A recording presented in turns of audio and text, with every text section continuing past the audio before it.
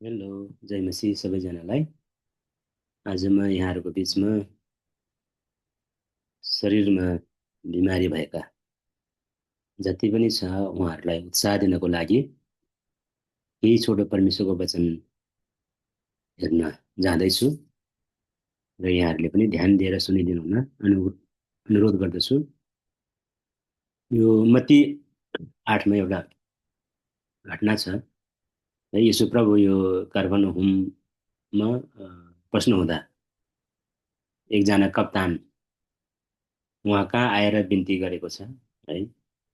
अनि उसको नोकर चाहिँ पक्षाघातले साह्रै दुःख पाएर घरमा ओछ्यान परेको छ।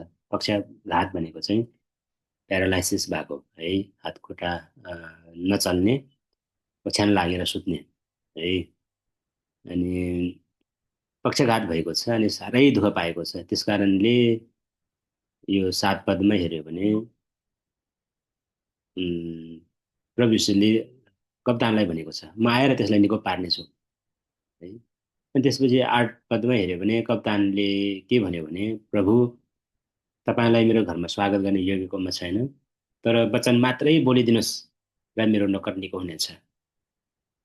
एउटा कप्तानले के विश्वास गरेको छ भने, तपाईँले आफ्नो वचन मात्रै बोलिदियो भने पनि मेरो नोकर चाहिँ निको हुनेछ भनेर विश्वास गरेको छ।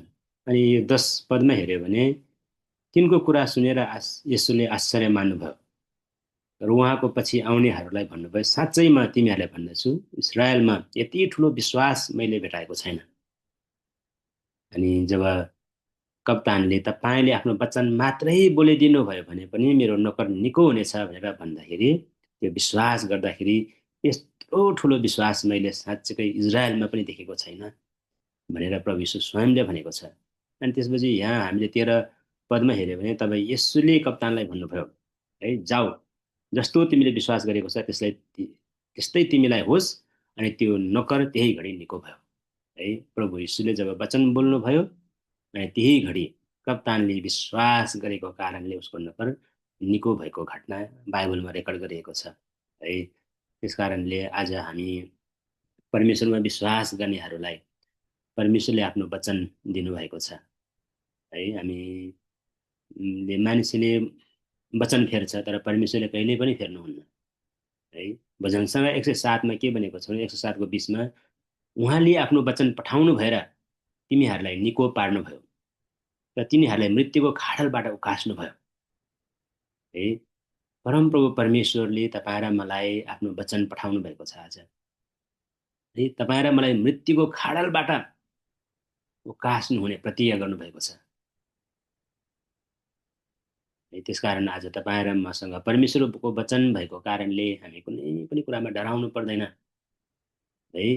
अनि हितोपदेश 4को 22मा पनि के भनेको छ भने, किनभने मेरो वचन पाउनेको निम्ति त्यो जीवन हो र त्यसको सारा शरीरको निम्ति स्वस्थ हो है। परमेश्वरको वचन पाउने मानिसको निम्ति चाहिँ के हो अरे, त्यो चाहिँ जीवन हो र त्यसको शरीरको लागि चाहिँ के हो अरे, सारा शरीरको लागि चाहिँ स्वस्थ हो है।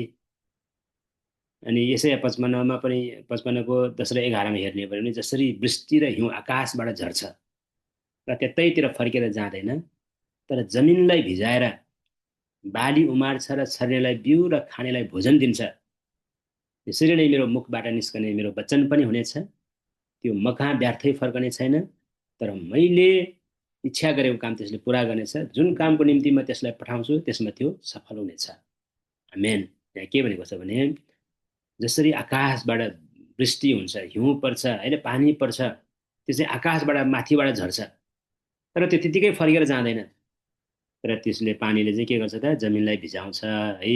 त्यसले बाली उमार्छ, छर्नेलाई बिउ छर्नेलाई के गर्छ, खाने भोजन दिन्छ।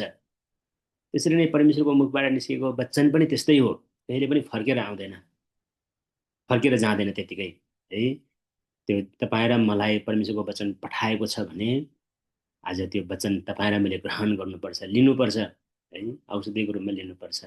अनि परमेश्वरको वचन चाहिँ हामीलाई निको पार्ने वचन, हाम्रो आत्माको रोगलाई, शरीरको रोगलाई है, हाम्रो मानसिक रोगहरू होला, सबै कुरालाई, आर्थिक रोगहरू होला, ती सबैलाई निको पार्ने चाहिँ परमेश्वरको वचन आज हामीलाई दिएको छ त्यस कारणले प्रियहरू, आज परमेश्वरको वचनलाई तपाईँ र मैले ग्रहण गर्नुपर्छ, स्वीकार गर्नुपर्छ है।